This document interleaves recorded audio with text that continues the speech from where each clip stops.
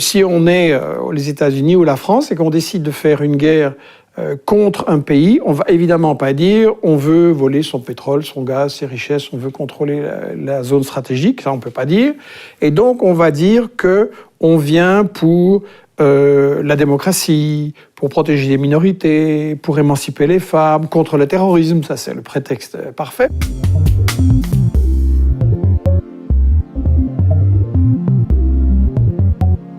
Bonjour Michel Collomb, vous êtes le fondateur et le directeur du site d'information Investigation. Vous vous êtes fait connaître auprès du grand public pour votre dénonciation de l'intervention occidentale en Libye en 2011. Que pensez alors de la situation en Algérie à l'heure actuelle ? Je pense que l'Algérie reproduit le schéma que j'ai analysé à propos de la Libye, et avant cela pour l'Irak, pour la Yougoslavie, il y a la Syrie, il y a le Venezuela. En fait, vous avez une tentative de contrôle par les grandes puissances, les États-Unis, la France, qui veulent contrôler les ressources pétrolières et gazières très importantes dans le cas de l'Algérie, qui veulent contrôler des positions stratégiques, qui veulent aussi contrôler une zone essentielle de ressources, le Sahara, l'uranium du Niger, etc., et qui donc essayent de profiter d'événements et de revendications qui peuvent être légitimes, dans le cas de l'Algérie, il y en a certainement, pour installer leurs pions, leurs marionnettes et contrôler le pays comme ils le font dans énormément de pays en Afrique, en Asie, en Amérique latine.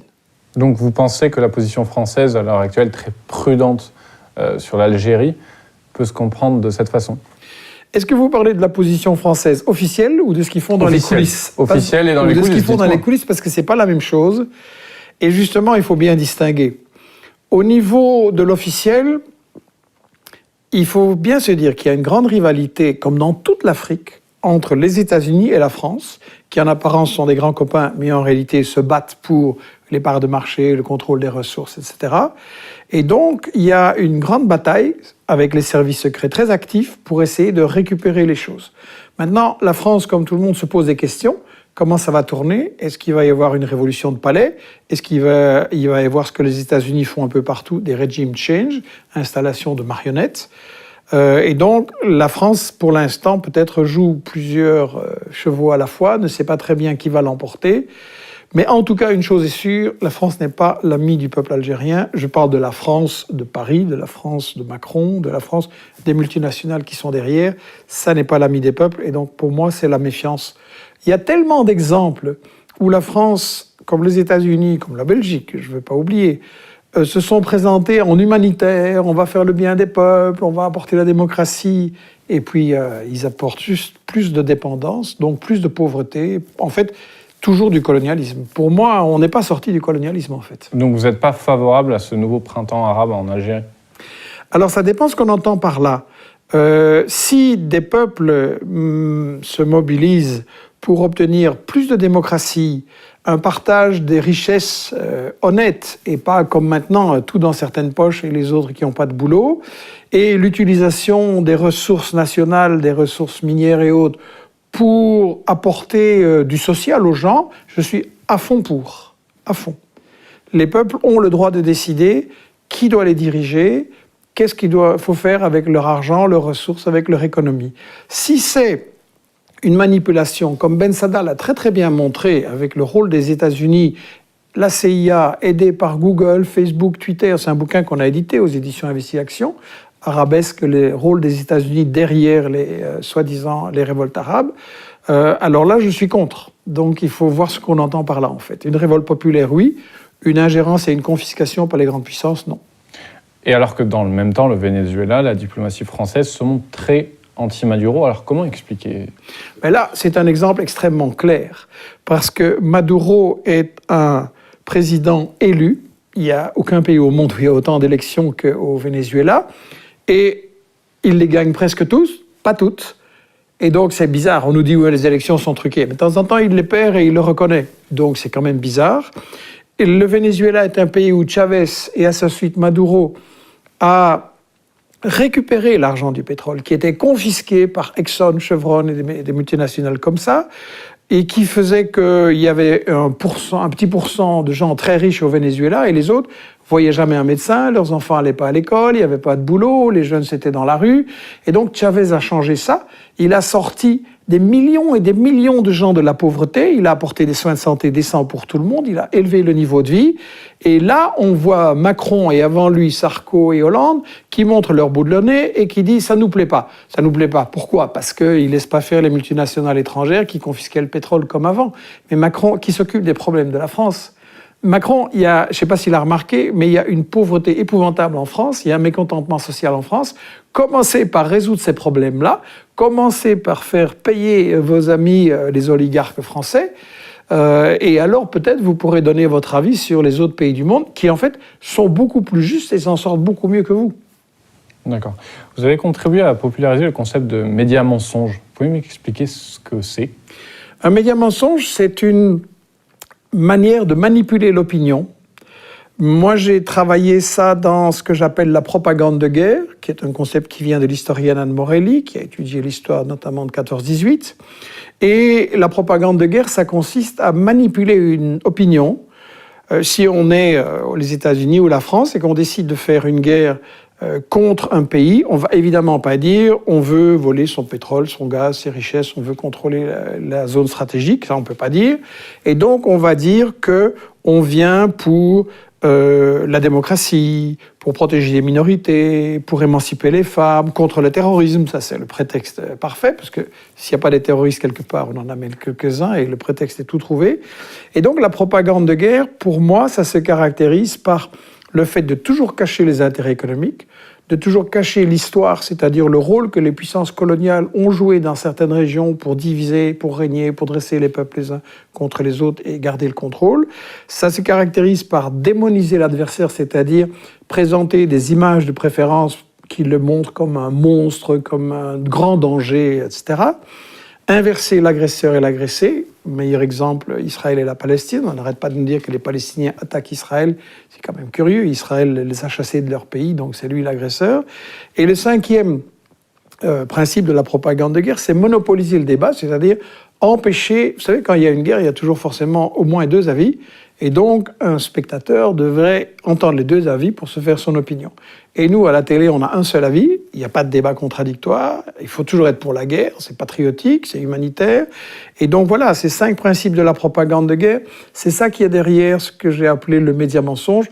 Je ne veux pas dire par là que les journalistes sont tous pourris. Je veux dire que le système des médias auquel nous sommes soumis en France, en Belgique, aux États-Unis, c'est un système qui, comme le disaient Herman et Chomsky dans ce livre « Fabriquer un consentement » que nous avons réédité là, et qui, à mon avis, le livre qui explique le mieux les problèmes des médias en Occident, il disait, voilà, les médias ne sont pas là pour informer le public, mais pour lui faire accepter les décisions, les choix, les stratégies des gouvernements.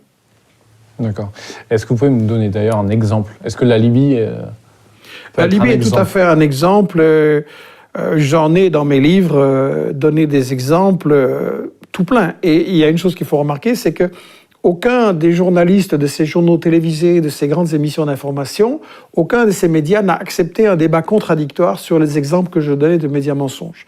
Dans le cas de la Libye, on nous a dit que Kadhafi faisait bombarder, mitrailler la population qui manifestait, qu'il y avait 6 000, 10 000 morts, tous les jours les chiffres gonflaient. Et en réalité, c'était une invention complète. Et l'ancien ambassadeur de France, des représentants d'Amnesty, pas du tout favorables à Kadhafi, ont dit que non, ça ne s'était absolument pas passé, c'était un total fake news.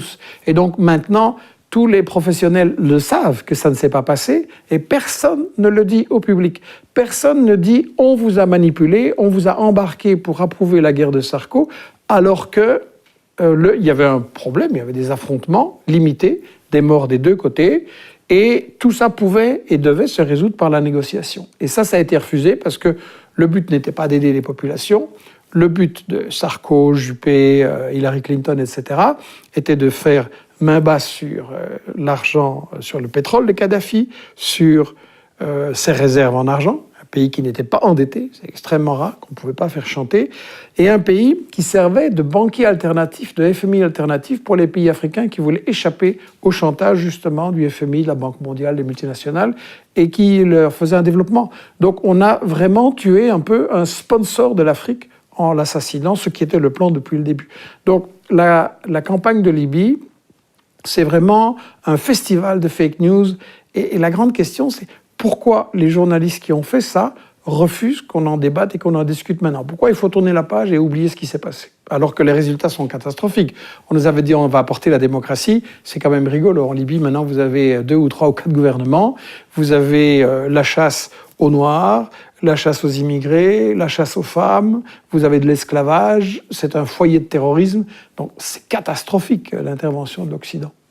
Donc vous estimez que les médias occidentaux, en général, sont assez suivistes dans la politique étrangère de leur pays ?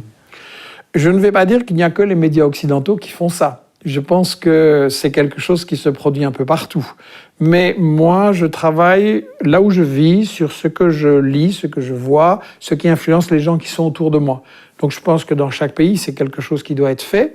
Mais effectivement, les médias occidentaux sont plus que suivis, ils sont complètement intégrés. On va revenir aussi sur votre parcours. Est-ce que vous pourriez me détailler un peu vos origines politiques, d'ailleurs, donc le PTB, donc le Parti des travailleurs? Moi, disons que mes origines politiques au départ, c'est une famille bourgeoise catholique à Bruxelles. Et puis des lectures de Marx. Et puis mes 68 sont passés par là, donc j'ai changé de camp. On peut dire comme ça, j'ai changé de camp. Je suis allé travailler comme ouvrier en usine pendant 6 ans. Puis j'ai été engagé comme journaliste sur le social pour l'hebdo solidaire, qui est effectivement l'hebdo du PTB, le Parti du travail de Belgique. Et ça m'a énormément appris le travail en usine. Et ça m'a énormément appris, c'est-à-dire comment expliquer, comment donner la parole aux gens, comment donner la parole aux victimes du système, et comment expliquer des choses qui peuvent sembler compliquées d'une manière simple, parce que ça, c'est un objectif très important d'investigation, c'est de rendre les choses qu'on voudrait nous faire croire que c'est trop compliqué pour tout le monde. Non, il n'y a rien qui est trop compliqué. Quand on a saisi les intérêts, les mécanismes de manipulation, tout le monde peut le saisir. Et ça, c'est un objectif fondamental d'investigation. Écrire simple, présenter les choses de manière simple. Et bon, ça vient de là. Et donc le PTB, comment le situer politiquement par rapport à la France ? Est-ce que c'est l'extrême gauche ? Est-ce que c'est Mélenchon ? Je trouve que c'est une erreur de caractériser des partis politiques avec des étiquettes genre extrême gauche. Ça n'apprend rien. Donc comment comparer par personne. D'abord, Mélenchon, c'est pas un parti. La France Insoumise. Mélenchon, c'est un mouvement et c'est beaucoup une personne. Moi, j'aime bien ce qu'il a fait. J'aurais voté pour lui si j'avais été français. Mais je constate qu'autour de lui, il y a des gens qui ont toutes sortes de stratégies, d'arrière-pensées. Et il y a une grande maladie en France très forte. On ne débat pas avec les gens avec qui on n'est pas d'accord. Et ça, je trouve, et on trouve ça au PC, chez les trotskistes du NPA, chez des gens qui se disent anards. Pas tous, mais quand même, c'est terrible de voir ce refus du débat avec quelqu'un avec qui on n'est pas d'accord. Est-ce parce qu'on n'a pas assez d'arguments ? Tout ce que j'ai expliqué, par exemple, sur la guerre, il faut quand même dire qu'au PC, au NPA, chez les anards, il y a eu des majorités importantes pour appuyer la guerre de l'OTAN. Mais c'est impensable. Ces gens-là, avant, manifestaient contre la guerre au Vietnam, contre la guerre en Irak, étaient toujours contre les guerres coloniales, et maintenant, ils sont avec. Alors, effectivement, ils sont embarrassés, et je comprends qu'ils ne veulent plus discuter. Mais c'est catastrophique. La démocratie, pour voir clair, on doit confronter les opinions. En gros, vous dites qu'il y a un clash entre deux gauches, entre les anti-impérialistes et peut-être les gauchistes. Oui, la gauche est divisée. La gauche est divisée parce que, dans le temps, quand les États-Unis ou la France faisaient une guerre coloniale, mais il y avait des manifs tout le temps. Les syndicats, les dockers bloquaient les transports d'armes. Il y a eu des choses héroïques qui ont été faites là-dedans. Et maintenant, une guerre, ça passe comme une lettre à la poste. On avale les trucs des médias, on avale l'idée que c'est humanitaire, comme si Total, Bouygues, Exxon pouvaient faire des guerres humanitaires. Je m'excuse, mais c'est pas sérieux. Donc, ça pose beaucoup de questions.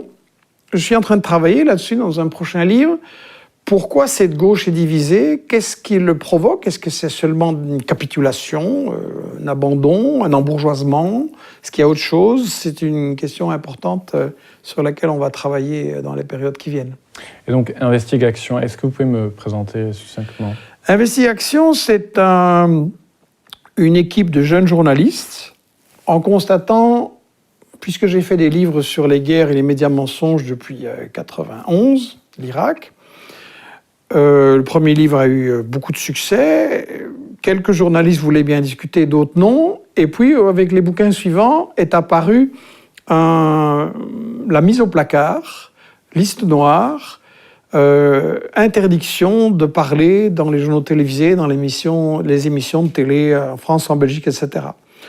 Donc, il a bien fallu faire l'info soi-même. Et après des livres qui, évidemment, venaient 1 an après la guerre, donc en retard, je me suis dit, quand Internet s'est développé, et que faire un site, ça ne coûte pas très cher, il faut surtout du travail, du courage, mais ça ne coûte pas cher, je me suis dit, OK, on va essayer d'engager des jeunes journalistes. Bon, le problème, c'était l'argent, évidemment. On n'est pas soutenu par l'État pour faire des choses comme ça. Vous n'êtes pas subventionné? Pardon? Vous n'êtes pas subventionné par l'État? Non, il y a 0 €, aucune subvention. Investigation vit des dons des lecteurs. On fait des appels pour des dons, si possible mensuels, qu'on ait tous les mois quelque chose de fixe et qu'on puisse être sûr qu'on peut payer les salaires. Et vit aussi des ventes de livres qui sont édités par nous-mêmes. Moi-même, je suis bénévole, donc je ne suis pas salarié, jamais. Et donc, tout ça est reversé dans la caisse pour payer les jeunes journalistes, parce que donc Investigation, c'est un média, c'est une maison d'édition qui édite 7 ou 8 livres par an, indépendants. D'accord. Et aussi, donc j'aimerais vous poser aussi les questions qui fâchent. Quand on tape votre nom sur Google, la première vidéo sur laquelle on tombe, c'est « Comment Israël manipule Internet et l'opinion ». Est-ce que vous êtes antisémite? Je ne suis pas antisémite. J'ai combattu toute ma vie contre le racisme. Je me suis fait arrêter déjà 2-3 fois quand j'étais jeune pour des manifestations antiracistes par rapport à la police de Bruxelles, où il y avait des grands problèmes quand j'étais jeune. Et ceux qui m'accusent d'antisémite sont incapables de citer une phrase d'une vidéo, une ligne d'un article ou d'un livre. Ils prennent toujours soin d'éviter l'article, le livre où je me suis exprimé sur Israël, c'est-à-dire Israël, parlons-en, et personne n'a jamais été capable de montrer une seule ligne là-dedans qui serait raciste. Mais en tout cas, le racisme anti-juif, c'est ignoble, c'est scandaleux, je le combats partout où je le rencontre, comme tous les autres racismes. D'accord. Et notamment, vous avez écrit aussi le livre « Pourquoi Soral séduit ». Et quelles sont vos relations avec Alain Soral?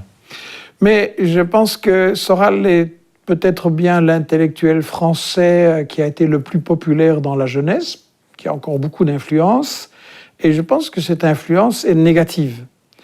Parce que, en fait, il surfe sur des mécontentements, sur le mépris envers la jeunesse, sur le mépris envers les immigrés, et il surfe sur ce sentiment d'une grande partie de l'opinion en France que ce sont des guerres injustes, que ce sont des guerres coloniales et racistes. Le problème n'est pas de dénoncer telle ou telle chose plus ou moins bien. Le problème est où on veut emmener les gens. Et donc, dans le livre en question, j'ai montré que Soral combattait les guerres des États-Unis, mais pas tellement celles de la France, qu'à propos de l'Algérie, il disait que finalement c'était beaucoup mieux quand l'Algérie était sous le colonialisme français, ce qui est scandaleux parce que le colonialisme français, ça a été des massacres épouvantables, un pillage de l'agriculture et des richesses et vraiment une grande destruction, plus le rôle très trouble de la France dans la décennie noire. Donc ça, je trouvais vraiment une phrase tout à fait coloniale de Soral. Et Soral emmène les gens vers la haine contre le juif, précisément.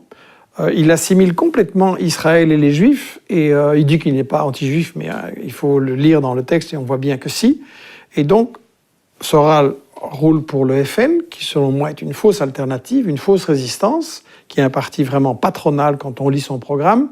Et donc je pense que Soral est un danger pour les gens qui veulent résister au système et aux injustices et aux guerres, parce qu'il les emmène vers quelque chose qui, historiquement, justement, a toujours renforcé le système. Vous savez, Hitler il avait, dans les années 20, au début des années 30, de grands discours contre les banques, contre le grand capital, etc. C'était des grands discours. Mais il était payé par le grand capital et les banques, et il a mené leur politique. Et il a commis des crimes épouvantables au service du grand capital allemand. Donc je crois qu'on devrait avoir un débat. Malheureusement, Soral a refusé le débat débat contradictoire que je lui avais proposé pour que les gens puissent se faire leur opinion. Il faudrait un débat justement sur toutes ces leçons de l'histoire pour ne pas recommencer les grosses erreurs qu'on a eues dans le passé. Donc ni antisémite, ni soralien, ni conspirationniste, ni complotiste? Non. Écoutez... Vous avez d'ailleurs un procès que vous avez intenté. J'ai fait un procès en Suisse contre quelqu'un qui m'avait déclaré antisémite, il a été condamné. J'ai fait un procès contre M. Reichstadt, qui est un petit protégé de BHL, qui m'a traité... Mais là, oui, il a fait très fort. Dans un film diffusé malheureusement sur France Télévisions, il m'a accusé à la fois d'être le défenseur de Bachar et à la fois le complice de Daesh. Donc c'est vraiment très fort. Vous parliez de médias mensonges. Est-ce que les fake news peuvent être considérés comme un média mensonge? Premièrement, on parle beaucoup des fake news maintenant, mais ça a toujours existé. Toute guerre a toujours été accompagnée de mensonges. Deuxièmement, les plus grands producteurs de fake news pour la zone du monde où je vis, ce sont justement les gouvernements français, états-uniens, britanniques, belges, etc., et les médias qui travaillent avec. Donc c'est un peu bizarre de voir cette chasse aux sorcières où le loup crie au loup, c'est n'importe quoi. En fait, je pense que la raison pour faire ça, c'est un problème économique et politique. Le problème économique, c'est que la presse traditionnelle a une crise économique, elle est moins rentable, elle a la concurrence de Google, Facebook, etc., mais aussi la concurrence de médias indépendants sur Internet, et puis aussi la concurrence de médias d'autres pays. Et donc, ils ont un problème économique qu'ils essayent tout simplement d'éliminer des concurrents, de les discréditer, mais il y a aussi un problème politique et moral. La profession de journaliste, avant, c'était en France, dans l'Occident, c'était très réputé, c'était chic. Et maintenant, il y a une énorme méfiance. Moi, je ne suis pas dans tous les journalistes sont pourris, mais dans le système des médias, ne laisse pas les journalistes faire correctement leur travail. Ça, oui, j'en suis convaincu. Et donc, toute cette histoire, tout ce faux débat sur les faits, enfin, de toute façon, ils refusent le débat sur les fake news, justement. Tout ça, c'est une arme pour essayer d'avoir le monopole, comme je le disais. Faire de la propagande de guerre, ça veut dire avoir le monopole, empêcher les contestations. Donc, je crois que le public a vraiment intérêt à se méfier quand on lui dit fake news. Allez, ne nous laissons pas impressionner par des étiquettes. Allons voir le fond des problèmes, ce que disent les uns et les autres, et essayons de nous faire une opinion très objective. D'ailleurs, et que pensez-vous des médias russes en France ? Mais les médias russes ont le droit de travailler et de faire leur travail partout.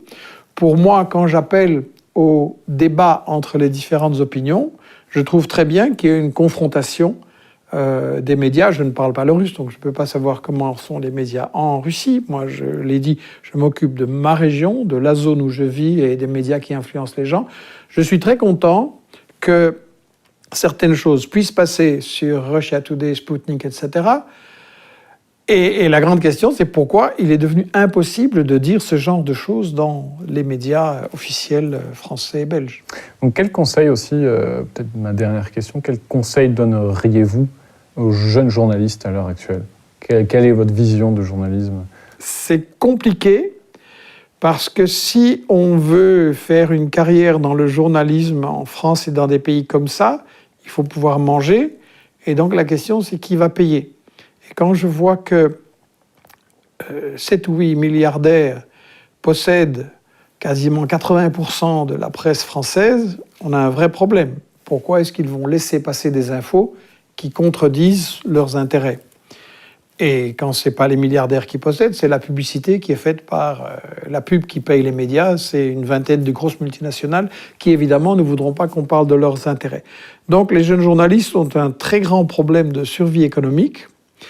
S'ils parviennent à trouver un endroit où ils peuvent faire quand même leur travail selon leur conscience, alors je crois que le conseil à donner, c'est de tout le temps se remettre en question, tout le temps aller se placer du côté des victimes, aller dans le tiers-monde, aller chez les gens qui sont dans la pauvreté, qui sont dans la misère, aller chez les gens qui sont ignorés du système des médias. C'est là que se trouve la vérité, c'est là que vous allez trouver votre éthique professionnelle.